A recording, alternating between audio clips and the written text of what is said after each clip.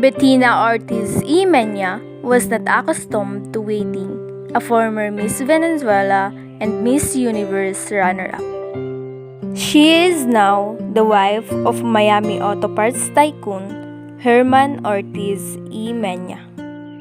At every restaurant she chose to grace with her presence, she was always greeted with reverence and whisked to the exact table she desired. Today, she wanted the corner table on the terrace at Sip Sip, her favorite lunch spot on Harbor Island.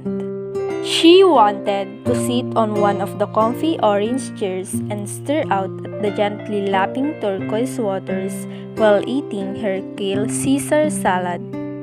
But there was a large noisy group taking up the entire terrace and they didn't seem in much hurry to leave.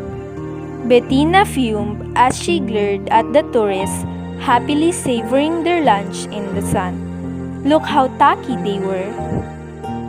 The women, overly tanned, wrinkled and saggy, none of them properly lifted or Botox. And the men were even worse, all dressed in all rumpled shirts and shorts, wearing those cheap straw hats. Why did such people have to come here? Feeling that she had been patient long enough, Bettina stormed into the kitchen. The fringe on her crocheted pucci kaftan top shaking furiously as she made a beeline for the woman with a shock of pixie cut blonde hair manning the main stove. Julie, honey, what's the dealio? I've waited more than 15 minutes for my table. Sorry, Bettina, it's been one of those days. The party of 12 on the terrace showed up first just before you did. But the terrace is your prime spot.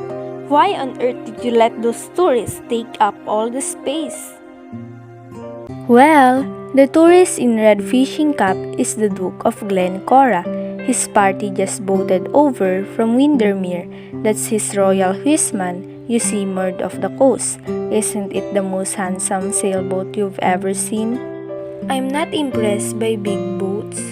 Bettina Huff, although secretly, she was rather impressed by people with big titles. From the kitchen window, she surveyed the party assembled on the terrace with new eyes. These aristo-British types were such a strange breed. Sure, they had their Savile Row suits and their heirloom charas, but when they traveled, they looked so painfully frumpy.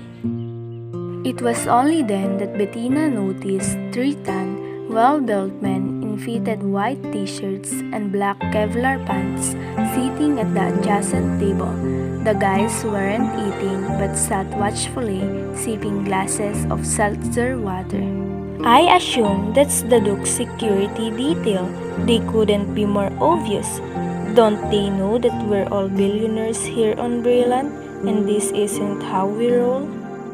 Actually, those bodyguards belong to the Duke's special guests. They did a whole sweep of the restaurant before the party arrived. They even searched my walk-in freezer. See that Chinese fellow seated at the end of the table?